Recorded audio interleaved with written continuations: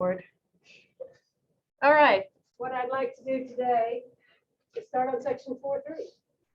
Section 4.2 was the mean value theorem, where you were looking for some value of x at which the slope of the tangent line is equal to the average value of the function on a closed interval.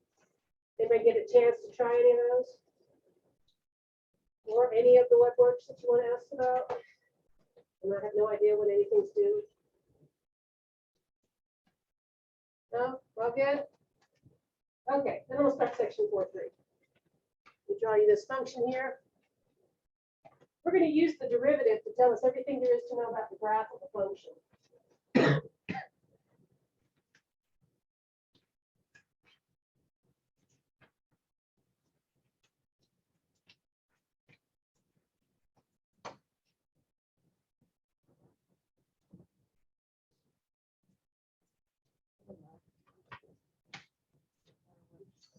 Yeah, it's warm in here, but I'm not going to complain much.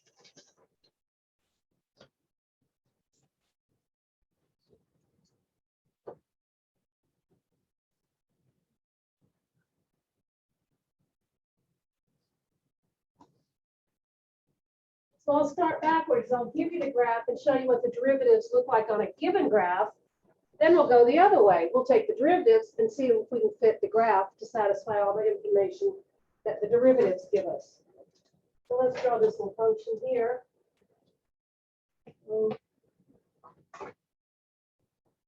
Y equals f of x, have a graph below.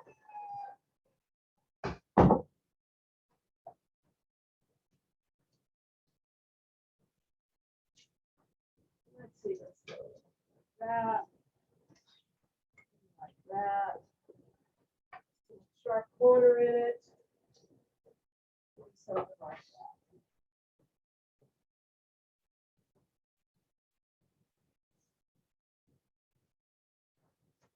that. So we know that the derivative tells us what the slope of the tangent line is to the graph at a point, so it's roughly the slope of the graph.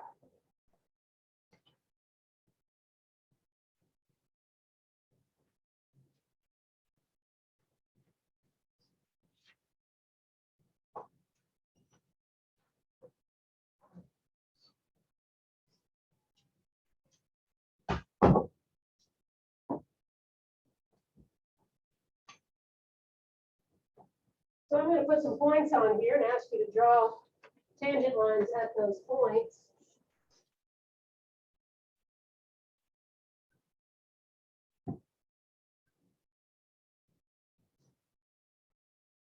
Each of these dots here that I'm just randomly placing.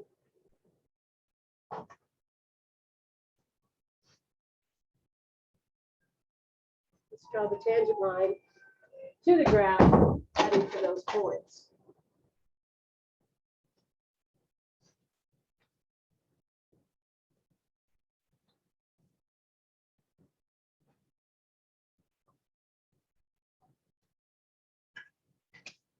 Focused.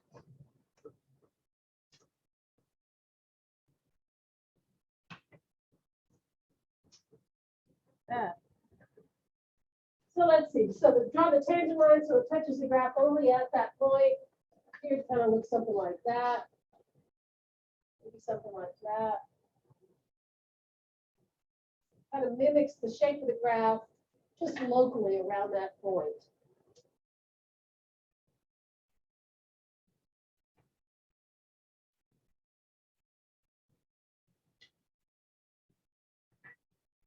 Having trouble drawing a tangent line at this point.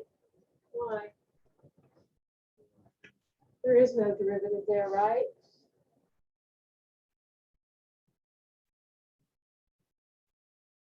Even though I didn't draw so pretty, these little tangent lines here should all be horizontal where the graph has its critical numbers, right?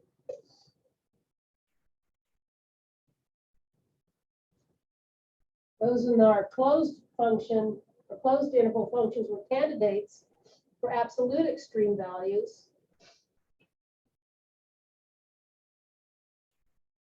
all of those are critical numbers. So the values of f, the values of x, x's at which f prime is 0, or where f prime doesn't exist,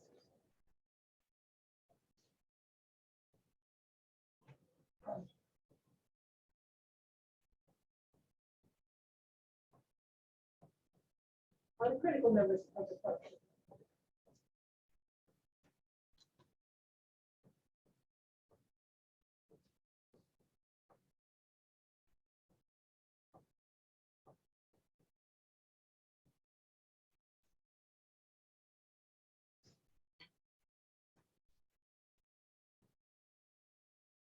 All right, Maggie woke up.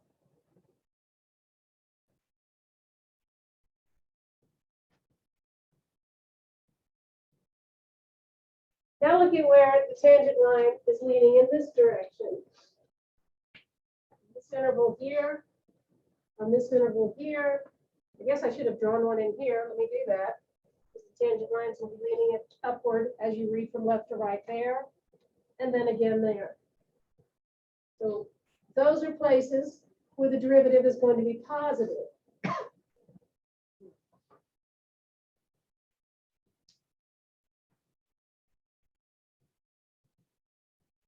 Here and here. So notice that where the derivative is positive,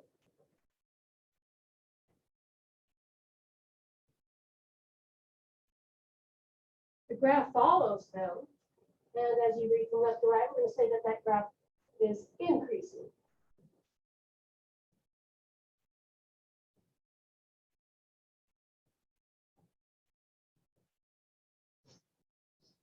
Function itself is increasing.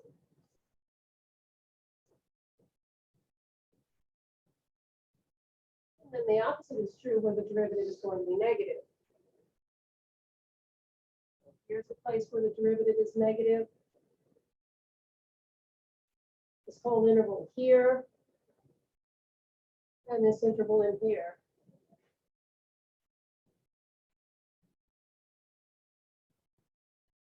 And where the derivative is negative, f will be decreasing.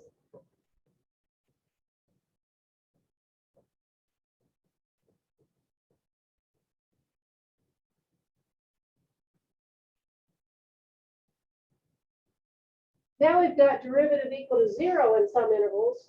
If the graph is increasing on one side of that horizontal tangent line and then decreasing on the other, you see that we're going to have something that's a peak. We're going to call those peaks relative maximums, just relative to the points around it. And where the graph changes from negative derivative to positive derivative, we'll have a relative minimum. And this one here would be a relative maximum. So what did I just say? I'll probably change boards. We just say it here.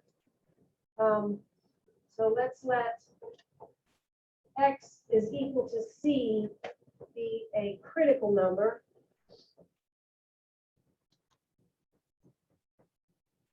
For f. If I look at a small interval around that critical number and look at the sign of the derivative,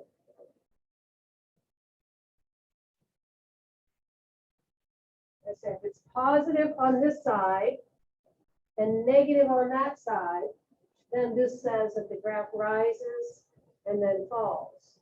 Whether the derivative here is 0 or if there's a sharp corner, either way, that critical number indicates that the graph reaches a relative maximum.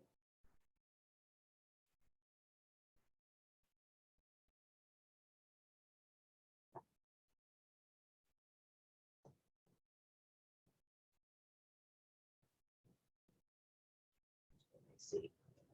Let's move down.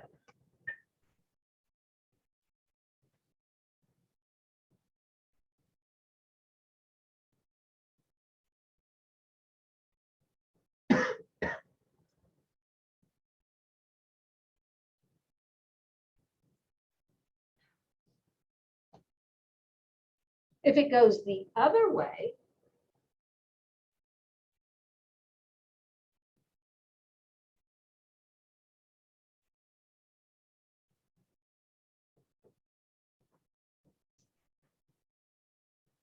if the graph has negative slope, then positive slope around a critical number, then the graph is going to drop and rise. And that'll tell us that I have a relative minimum when x is c. What do you mean by sign off? Sign off? Sign of, Sign F. of, oh, sign of. F, sign right. of space Okay. f prime. Sign of bigger space f. So that says it has a relative minimum at x is equal to c. If the sign doesn't change at all, it just says maybe the graph has a sharp corner or sharp. It has no maximum limit. This bit right here, I spread out at the bottom of the board so nobody can see it. It's probably one of the most important things. It's called the first derivative test for relative extremity.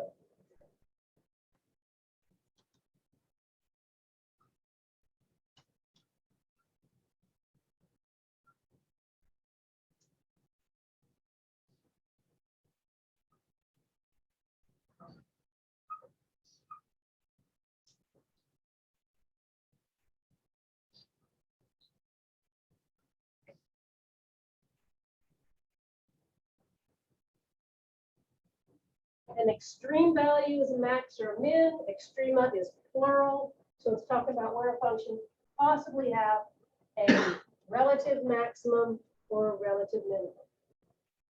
So we've been doing this. We've been finding where the derivatives are zero all through the semester. Now we just know that it describes places like this on the graph. So if we analyze the sign around it, then we could fit the graph to the tangent lines and get the graph of a function just by following the direction of the tangent line. And that's what we're going to do next.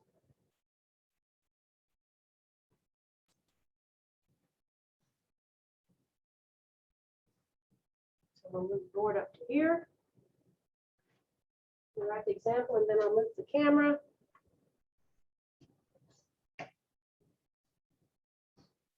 So in each of these examples,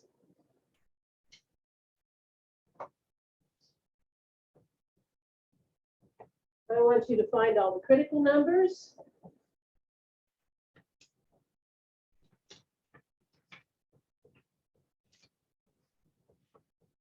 Then I want you to give intervals in which the graph, the function is increasing or decreasing. And identify which.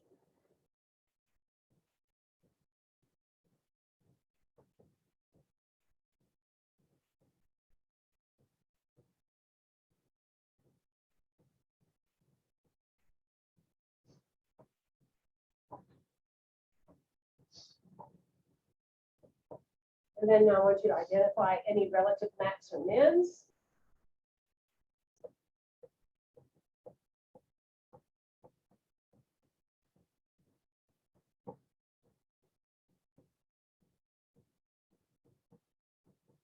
And then let's put it all together and graph the function.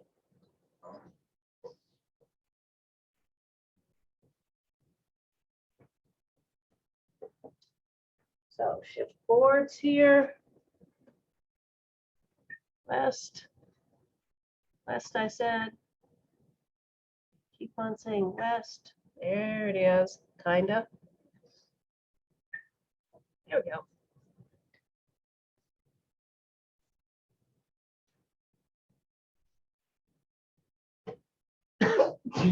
Bless you. So let's start off with something kind of easy. Let's go with a polynomial. Say f of x, the x to the third power, minus 6x squared, plus 9x plus 2.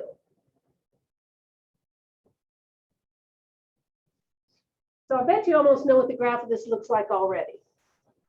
Typically, what does an x to the third power graph look like?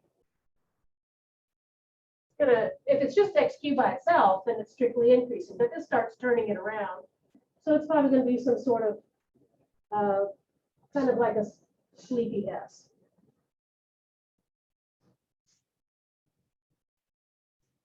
Okay, but here's our steps. We're going to take the derivative and find where it's 0. Then we're going to diagram the change in sign on a number line around every single critical number.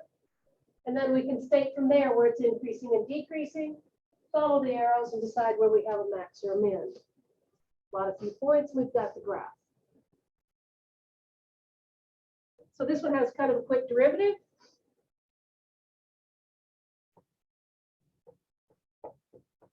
Three x squared minus 12x plus 9. We're going to set that equal to 0. So as I do that, let's go ahead and factor out the common factor of 3.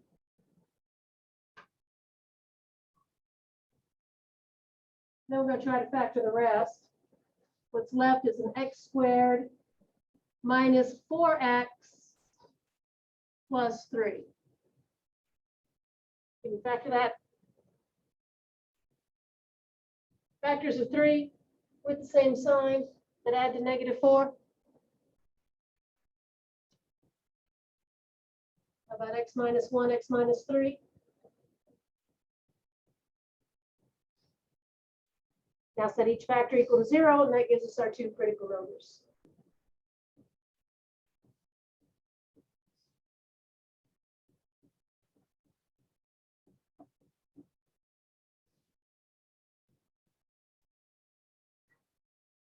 All right, now let's cut up a number line.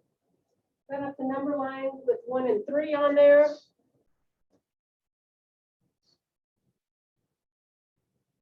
So let's look at these 3 intervals and get the sign of the first derivative.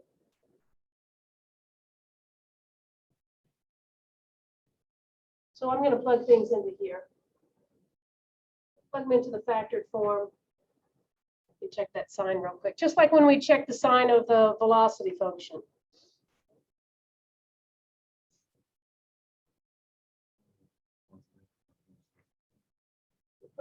Pick a test number from any interval, like here I'm going to test x is 0. If I put a 0 in each x here, I got a negative times a negative, and so that's positive. My test number in here will be 2. 2 minus 1 is positive, but 2 minus 3 is negative. Positive times negative is negative. And then if I use, say, a 5 here, I get a positive times a positive. So there's the sign of the derivative, and that'll tell me the direction of the graph.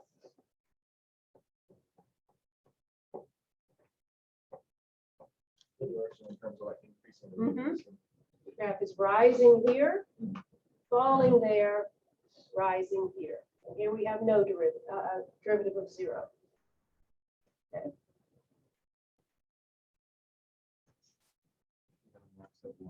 Got a relative max at 1, relative min at 3. Okay, so let's state them as intervals. Intervals on which it's increasing, we're going to write this increasing on these numbers to the left of 1. So say from minus infinity to 1. And then again for all the numbers bigger than 3.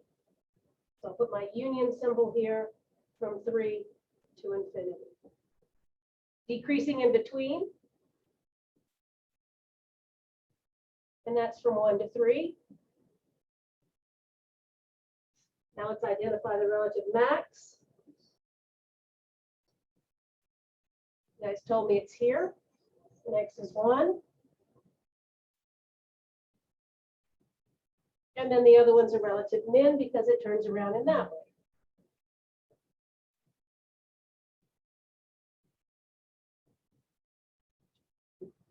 And so that's essentially the shape of the graph. We just get the details by getting the y value that goes here. And then we'll plug them in to the function, get the graph, plot the points, boom, we're done. To get the y value, plug it into the original equation. Yep, that's the one that's called y. All right, so I need f of 1. So 1 minus 6 is -5, plus 9 is a +4, plus 2 is 6. Now I need f of 3. Let's see, f of 3. 3 cubed is 27. 3 squared is 9. 6 times 9 is 54. So far I have a -27. And now 3 times 9 is 27, so I'm at 0, so f of 3 is 2.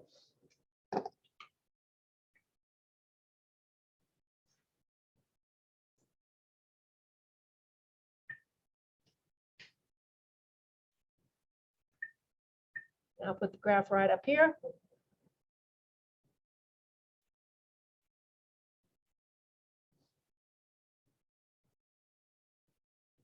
Oh, I got the ordered pair 1, 6. And then the ordered pair 3, 2.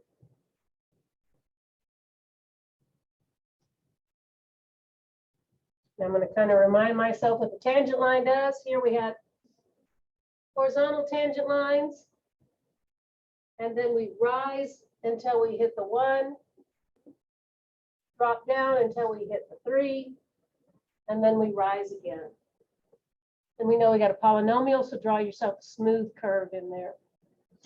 Follow the dotted lines. Should look something like that.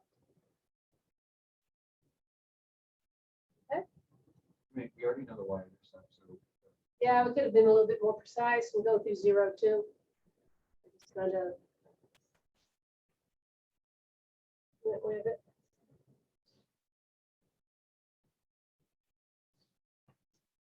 Okay. All right, we're rinsing this junk off over here, and we'll do some more.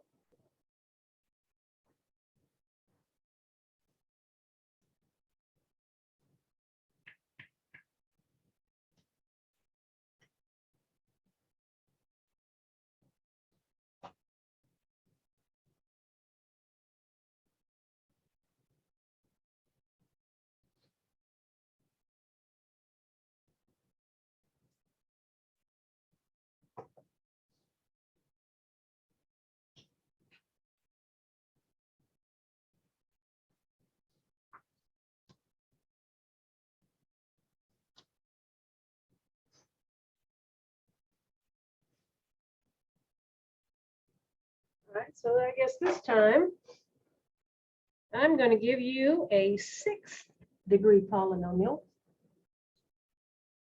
Yeah.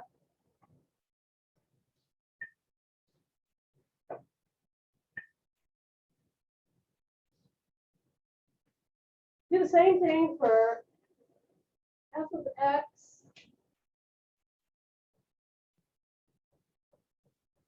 is x squared minus 10x all to the 3rd power.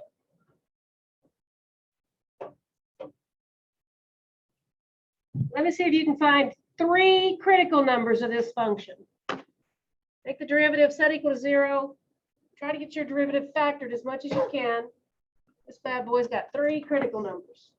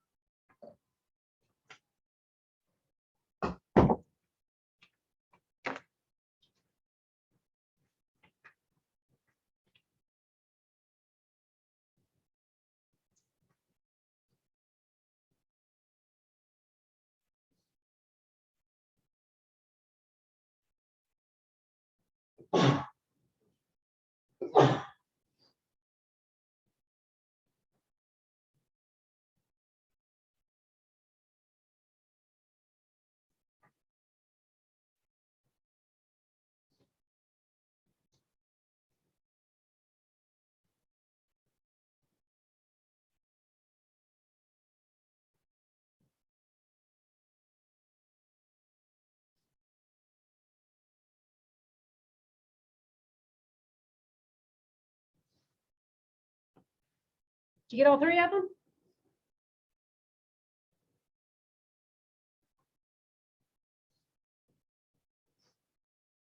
Let's see, by the power rule, we bring the 3 down, raise that to 1 power less, and then multiply by the derivative of what's inside.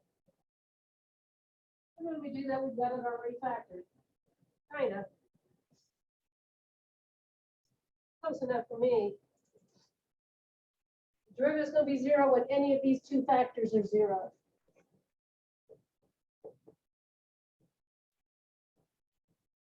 Take that stuff inside the parentheses and set them equal to 0.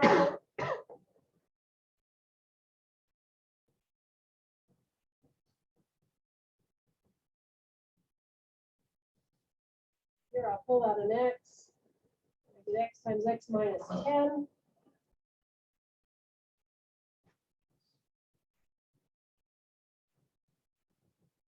Here I'll pull out a 2. Get x minus 5. So my 3 critical numbers occur when this is 0. So that's at x is 0. Here when x is 10. And here when x is 5.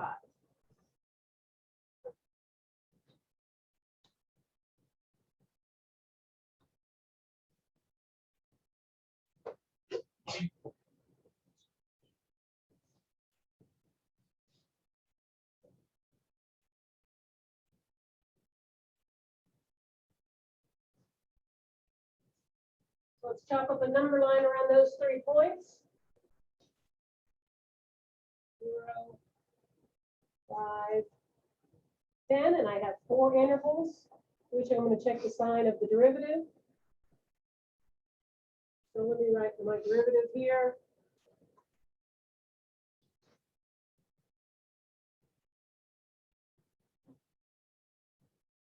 I'm going to take some test points from each interval and plug them into there. But really, we can even shorten our work a little bit. Look at this second factor that I left like that. It's squared. So no matter what number I stick in for x from these intervals, this factor is positive. So the only thing that's going to change the sign of the derivative is whatever the sign of this is.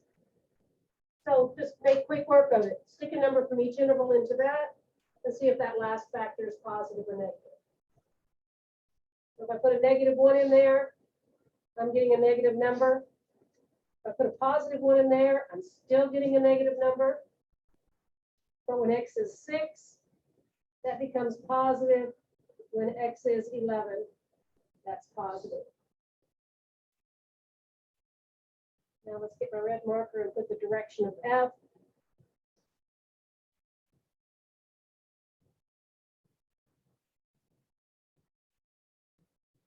Let's see, this one's going to go down. It hits a critical number. There's 0 slope there. So it hits 0 slope, but it keeps going down. Then the derivative is 0 here, and it rises. It's this critical number that keeps rising. So I only have one extreme value. What type is it where?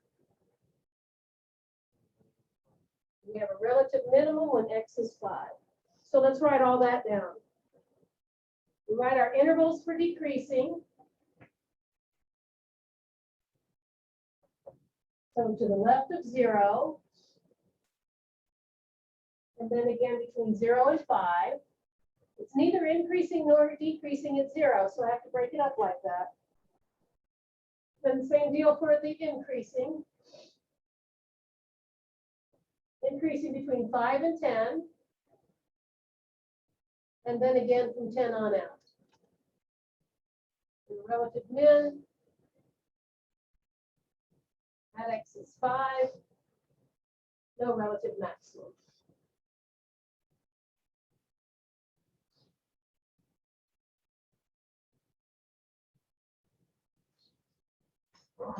So let's plot our three critical numbers back into our function. Let's get f of 0, 5, and 10.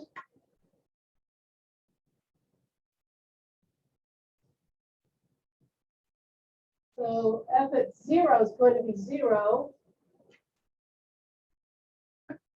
5 squared is 25. 10 times 5 is 50. So in here, I get a negative 25. And then we cube it. And then f of 10 is 0.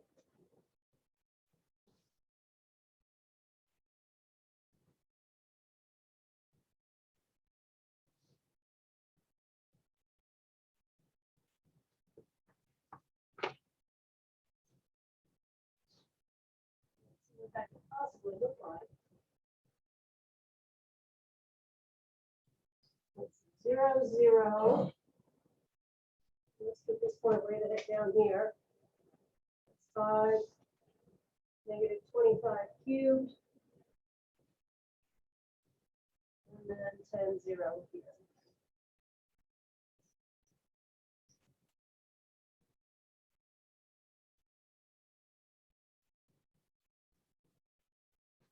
At each of these places, our derivative was 0, so we have horizontal tangent lines here.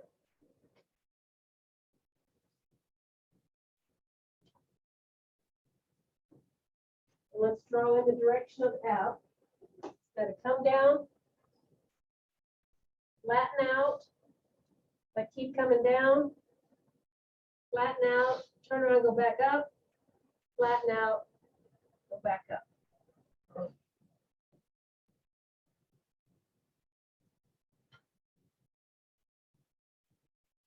So it's pretty easy to figure out what's going on in here. Right, it's going to have a 0 tangent line, and up like that, something like that. Now, in order to get that 0 tangent line and then come down, I'm betting it comes kind of like that. And the same thing here.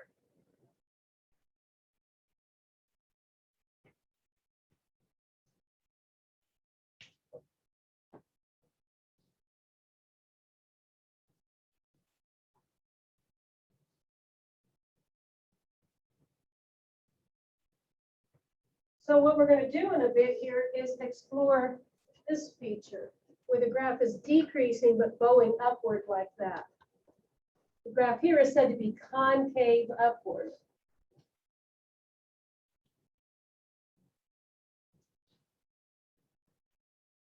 Here the graph is concave downward.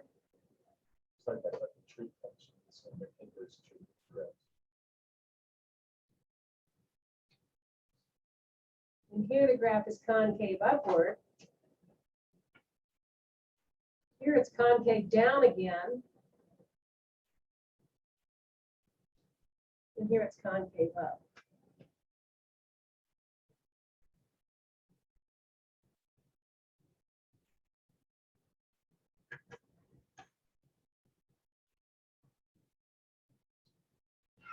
So in general,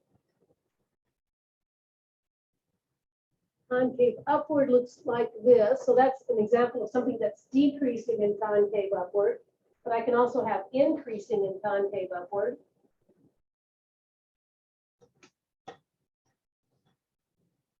It would be increasing in concave upward. I could draw something that's decreasing in concave downward. Or it can be increasing in concave downward.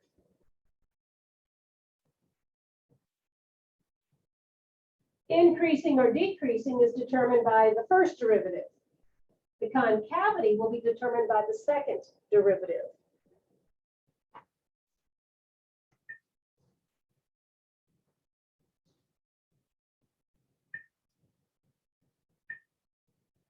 Stubborn ass. There we go.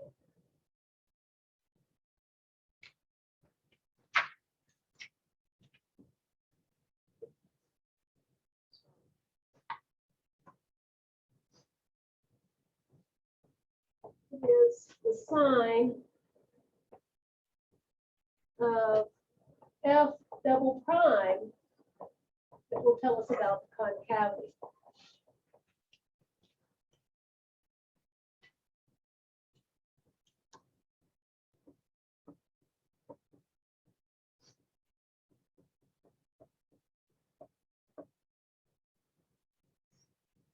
And here's why.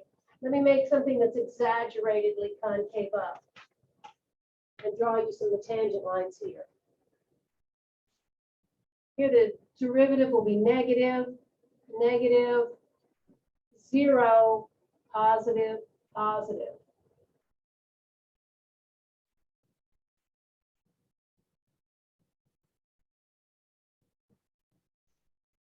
So as a function, f prime goes from a negative number to a positive number, which means that f prime is increasing. A function is increasing if its derivative is positive. So the derivative of f double prime is positive. If the graph is concave downward, derivative changes sign from a positive number to a negative number.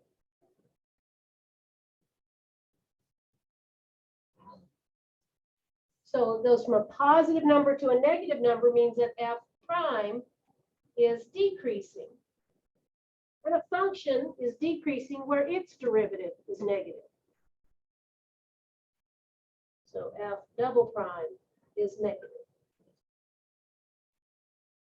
So somewhere in there, f double prime takes on a value of 0.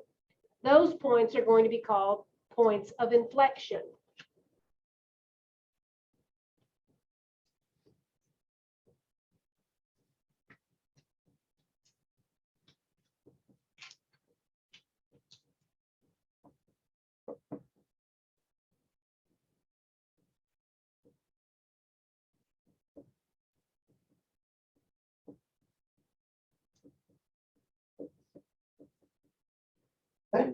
Bless you.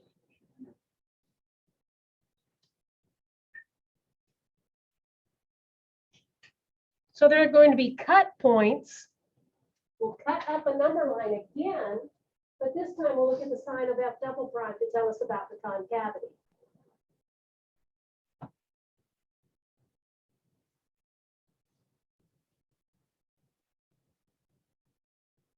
Let me draw a piece of a graph that changes concavity. Suppose you have something like a y is equal to x cubed, where it's increasing everywhere, but it has a change in concavity.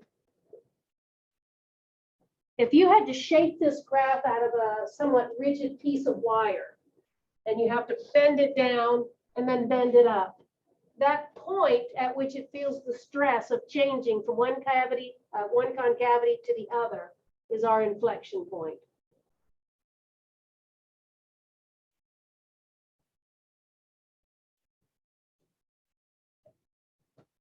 So sometimes it's just going to be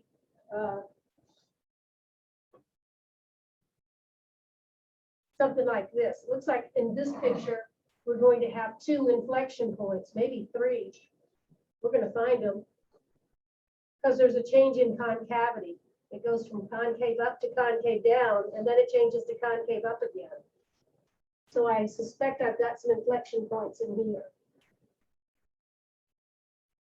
I wonder how hard it would be to find them. Go back to that first graph, though. Our first graph just looked like that. There should only be 1 inflection point on that first one that we did.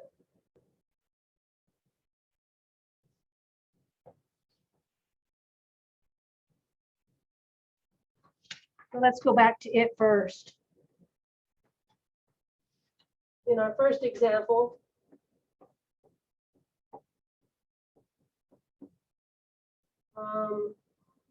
f of x is x cubed minus 6x squared plus 9x plus 2. And the graph of it looked like this, where this point was at 1, 6, and this point was at 3, 2. we should find an inflection point in here, so let's find it.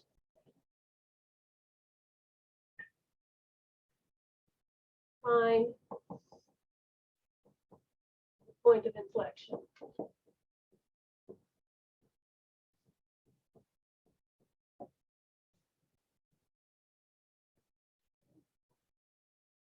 Find where the second derivative is 0.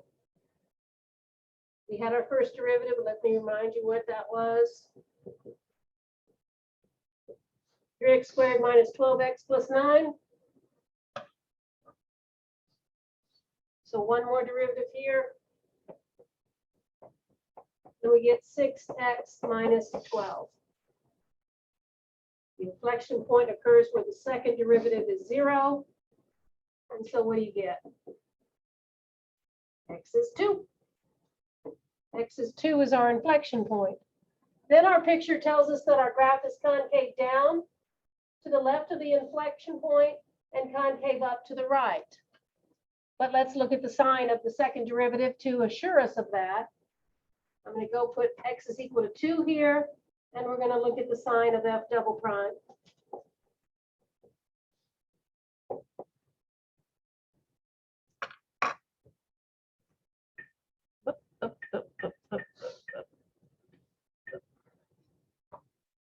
So here's f double prime. We're going to put test numbers in to get. Like when x is 0, that adds to a negative 12. When x is 3, that adds to a positive something something. And so there it is. The concavity is that it's concave downward here, concave upward here, just the way that says. Okay.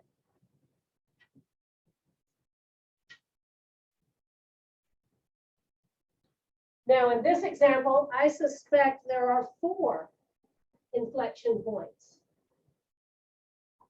What I want you to do, take another derivative using the product rule and see if you can put your second derivative in completely factored form.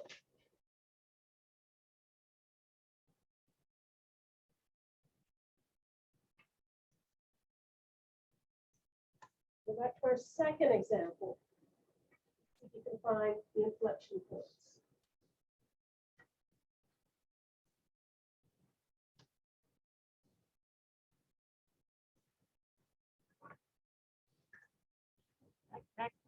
Back to the east. We're taking another derivative of that guy with the product rule.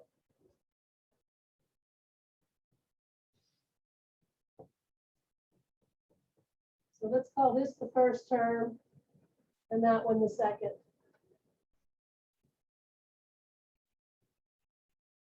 So we take the first term times the derivative of the second. Here the second is just 2. And then the other way, second term times the derivative of the first. So the derivative of the first begins by giving me a 6 in front, x squared minus 10x to 1 power less. And then we multiply by the derivative of what's inside and get 2x minus 10.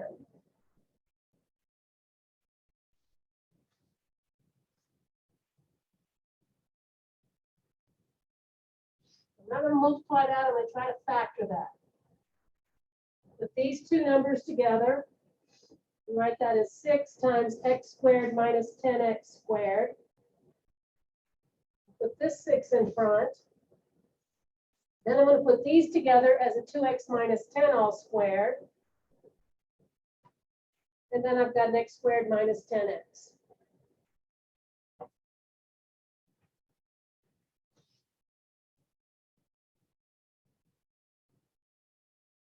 Got 2 terms separated by this plus sign, and they have common factors.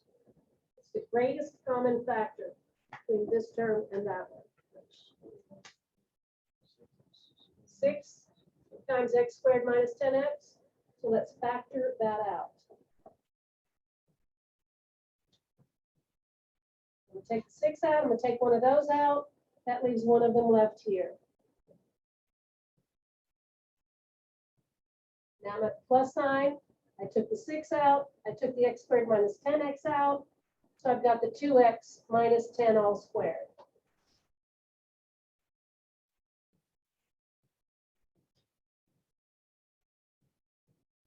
Now I'm going to simplify what's in those square brackets there by multiplying everything out and collecting like terms.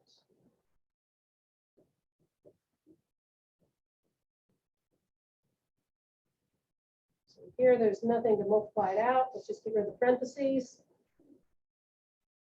We get the first term squared here, so we're going to get 4x squared. Twice this product, that product is negative 20x. So my middle term is a negative 40x. And then the last term squared.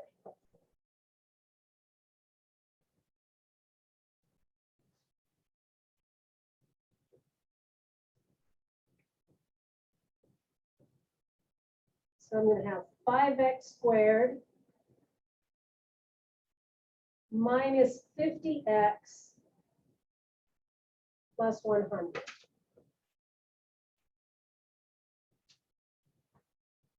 I want to factor that, so let's pull out the 5. Let's take a 5 out of here, put it with the 6 to give us a 30.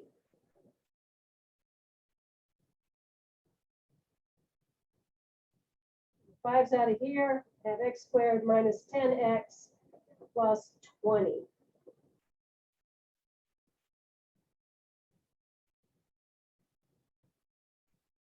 Any factors of 20 with the same sign that add 10?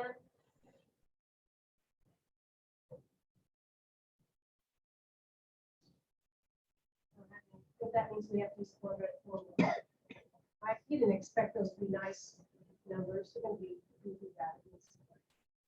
So we're going to set each factor equal to 0 to get our 4 inflection points, right? 1, 2, 3, 4.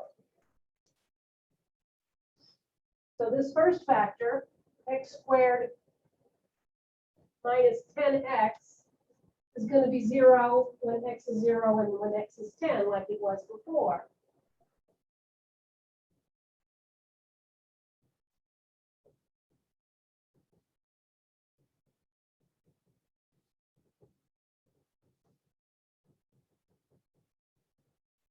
And now here's where the quadratic formula comes in. We have x squared minus 10x plus 20 is equal to 0. So x is the opposite of b plus minus the square root of b squared minus 4 times a times c all over 2 times a.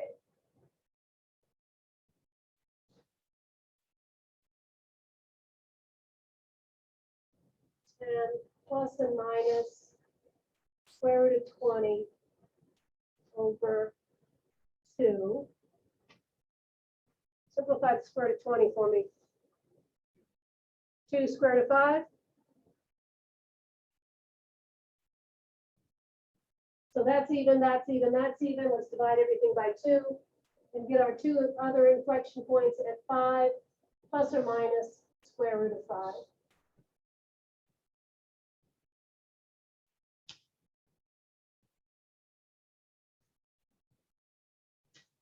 Now we're going to verify that that is indeed the picture by checking the sign of the derivative in intervals around those points.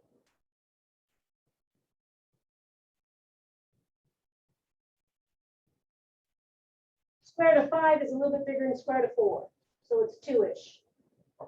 So this is like 5 plus 2-ish, 5 minus 2-ish. They're both positive numbers. So when I put those numbers in order, 0 should be the smallest. Then I should have 5 minus the square root of 5.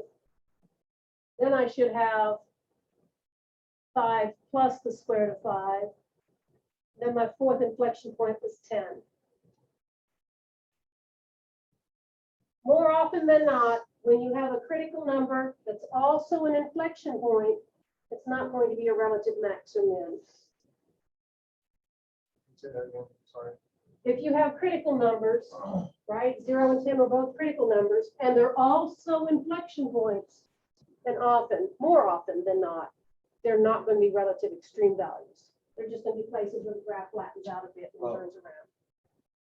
Are all inflection points gonna be, I mean, they don't have to be horizontal, they can be any direction, it's just where the graph changes direction. Right, that's where the first derivative would have a horizontal tangent line if I were graphing the first derivative. Oh, All right, so let's get the sign of f double prime. Remember, this number is almost 1, and this number is almost 7. So let's plug things into this. We pull it over here so I don't have to look. F double prime looks like 30. I'm going to factor this as x times x minus 10. And then x squared minus 10x plus 20. So let's see, I'm going to test at -1. So this factor is negative, that factor is negative. -1 in here looks positive to me. Multiply 2 negatives with a positive, and you'll get a positive. Now I'm going to try x is equal to 1, and that's positive, negative. 1 minus 10 is a -9, but plus 20 is positive. Positive times negative times positive is negative.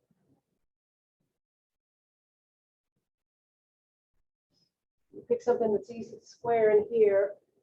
Let me use 5. X is 5, that's positive. 5 minus 10 is negative.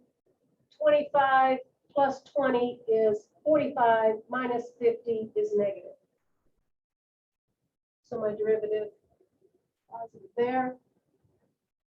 And let's see, if I use, say, 8, that's positive. 8 minus 10 is negative.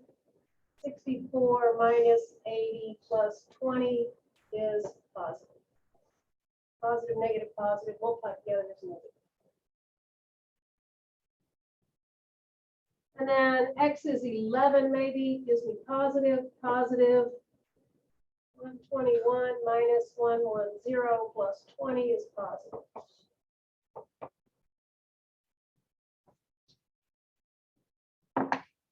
So let's see, we got concave up, concave down, concave up, concave down, concave up. Did I draw it that way? Concave up. This piece was concave down, so here's our 5 minus the square root of 5. Concave up in here until I hit that one. 5 plus the square root of 5. Concave down in here, and then concave up. Okay.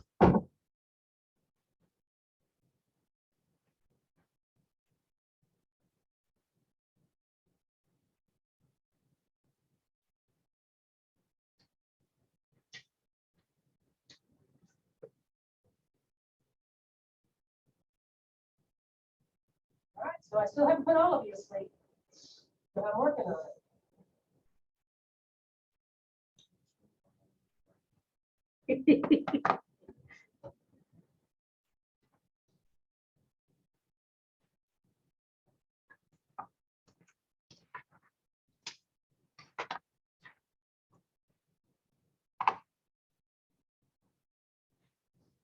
Okay, so we'll do kind of a quickie, easy one.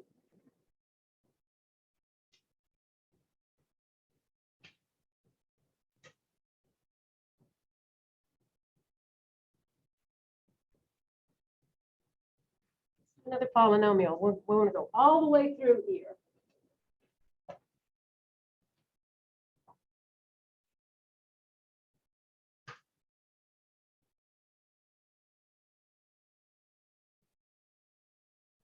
I also want to have time for a trig function.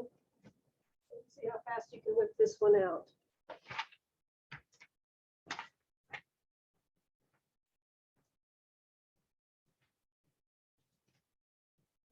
F of x is x to the 4th minus 4x to the 3rd plus 12. That want you to fill in these blanks. I want to know the critical numbers. I want to know whether it's increasing on, give me intervals, decreasing on, relative max, at, relative min, at, inflection points,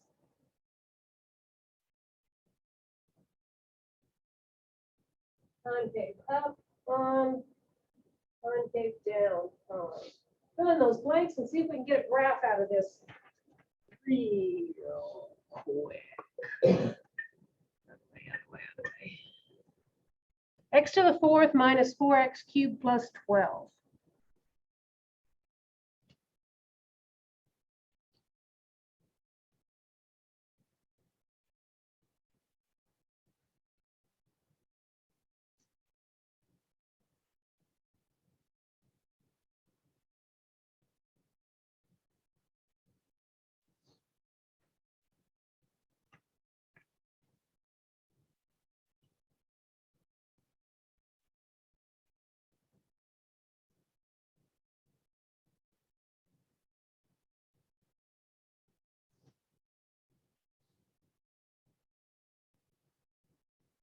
Get two critical numbers.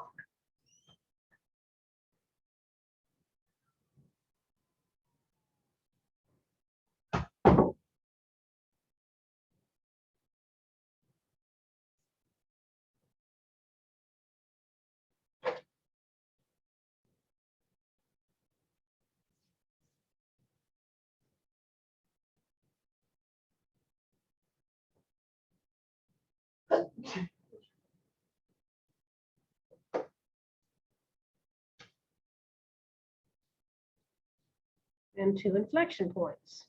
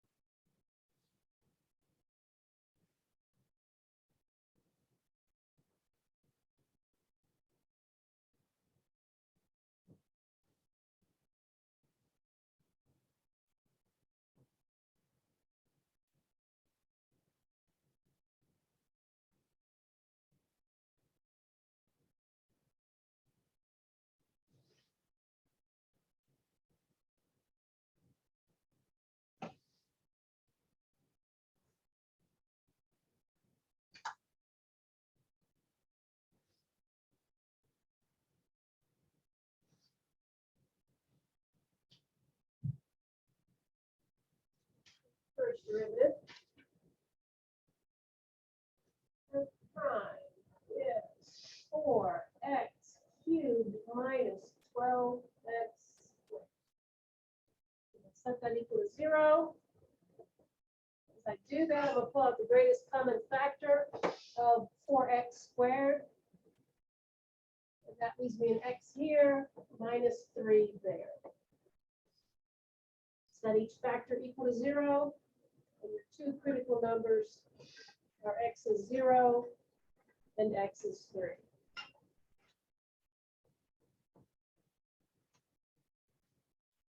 Got those? We'll check the sign of the derivative.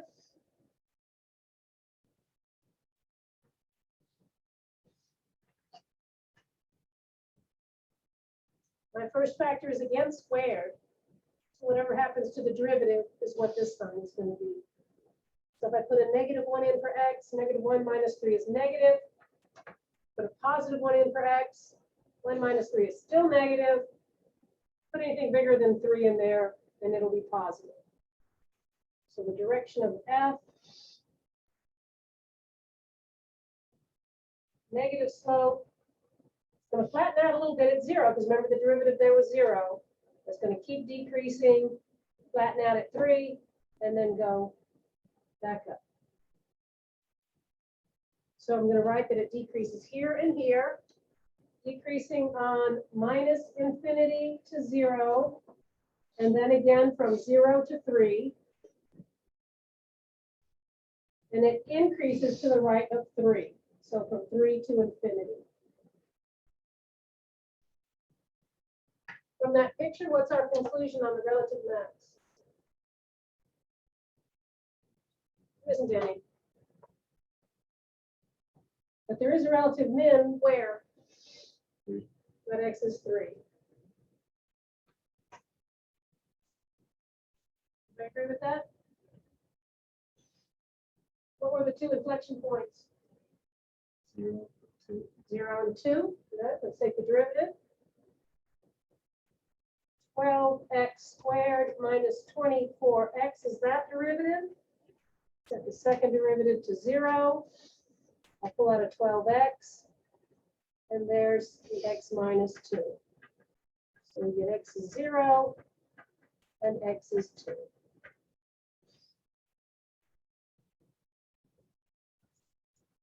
Now we're going to check the sign of the second derivative in the intervals around 0 and 2.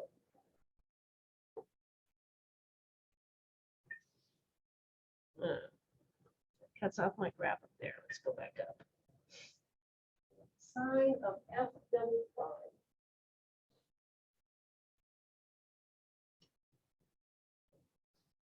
Let's start the concavity of that.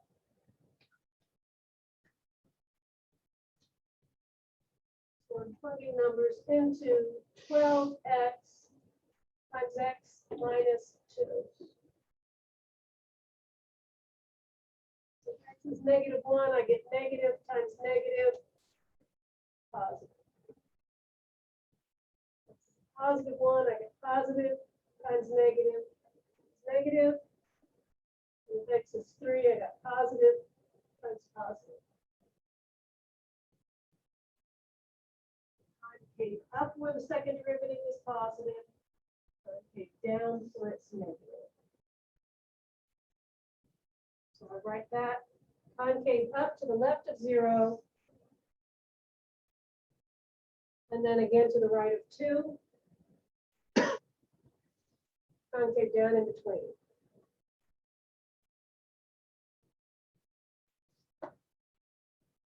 And to get the graph, let's plot our two critical numbers and our inflection point. So we go back up here and plot those points. F at 0 is 12. F at 3, 3 to the 4th is 81. 27 times 4 is 108 plus 12. 93 minus 108, so about a -15.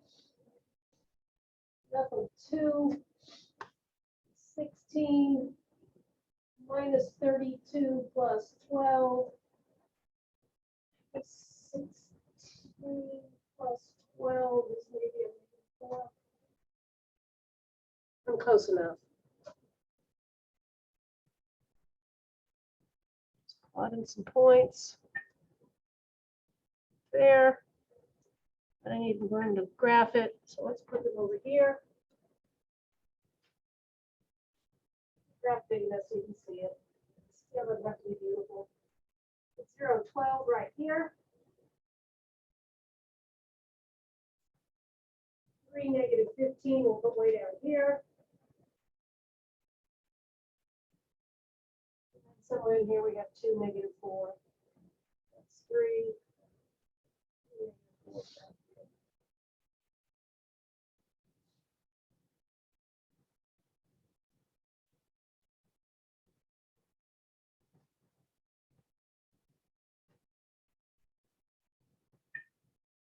We have horizontal tangent line at 0, 12 and at 3, 0. And this was just our inflection point.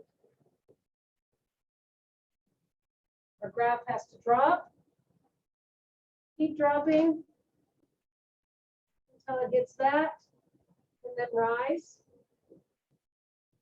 And it has to do it in such a way that it's concave upward here, concave downward in between these two, and then everywhere else concave upward.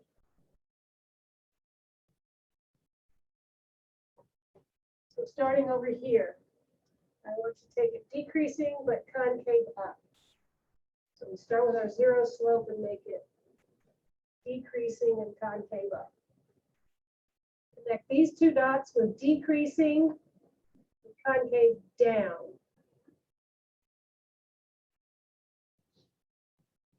And then everywhere else, follow the dotted line, make it concave up.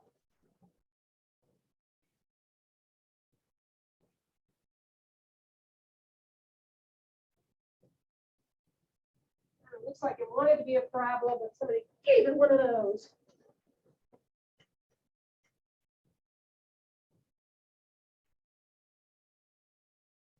Yeah.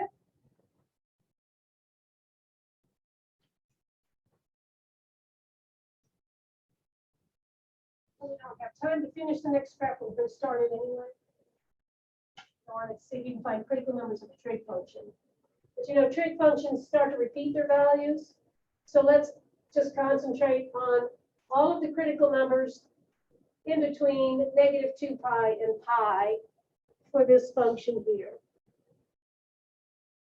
So let's do the same for as much as we can. F of x is x sine of x plus the cosine of x. And let's just go from negative 2 pi to 2 pi.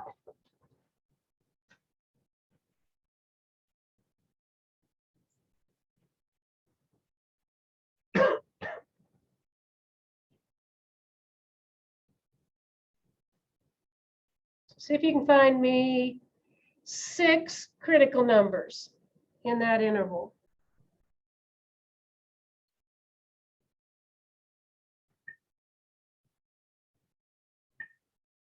Six critical numbers of that guy between negative 2 pi and 2 pi.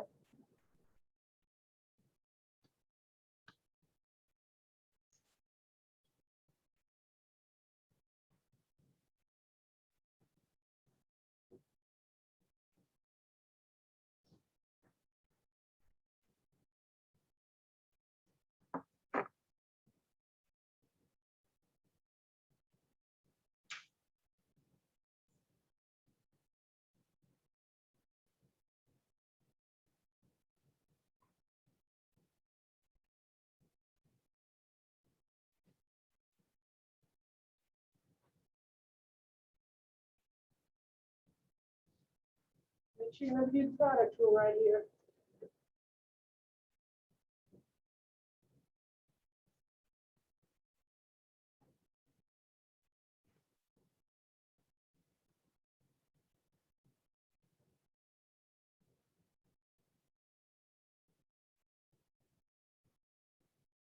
Did I get all 6 of them yet? 5 of them? many are there? 5 or 6? Got 5 of them? Because I'm gonna keep the endpoints out. So it's the first times the derivative of the second plus the second times the derivative of the first is just 1. Then the derivative cosine gives me a minus sign. So those guys add out. And our derivative is just x cosine of x. So f prime is 0 when x is 0 and when the cosine of x is 0. Where is the cosine going to be 0? Pi over 2, 3 pi over 2, and then minus pi over 2, and minus 3 pi over 2. Right, all the odd multiples of pi over 2. Let's check the sign of this thing in between negative pi over 2, I'm sorry, negative 2 pi, positive 2 pi. So let's put negative 3 pi over 2 here. Let's see, then probably negative pi over 2, 0, pi over 2, pi over 2. And then we need the sign of f prime, which is x cosine of x. Does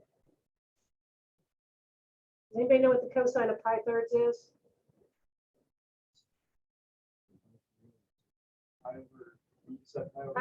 Pi over 3. Okay, so it's 1/2. So I'm going to use pi's over 3's if I can. Is pi over 3 in between 0 and pi halves? And then we just said cosine of that was 1/2 times pi over 3, so that's going to be positive in there. Let's see, pi over 2 is here, 3 pi over 2 is there, so we can use pi here. What's the cosine of pi?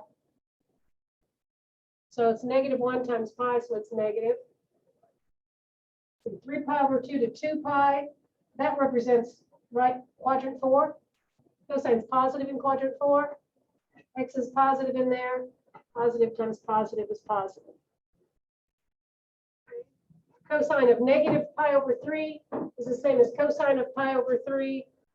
So that's going to be a negative times a positive is negative. Let's see, negative pi over 2 to negative 3 pi over 2, we can use negative pi. So that's a negative times a negative is positive. And negative 3 pi over 2 to negative 2 pi is back in quadrant 1, where this will be positive, but that's going to be negative. So it does that. So just as you thought, this graph is going to go back and forth, down to up, down to up, down to up. And we'll get the details maybe next time. But I've got some relative minimums, and a couple of relative maximums. Okay. All right, maybe we can finish this next time, which might be like Monday.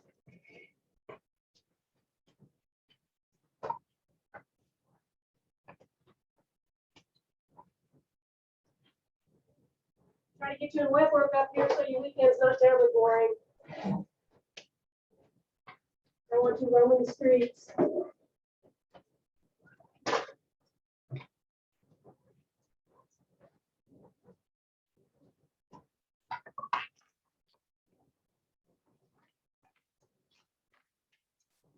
Maggie got up in there in a hurry. Boom.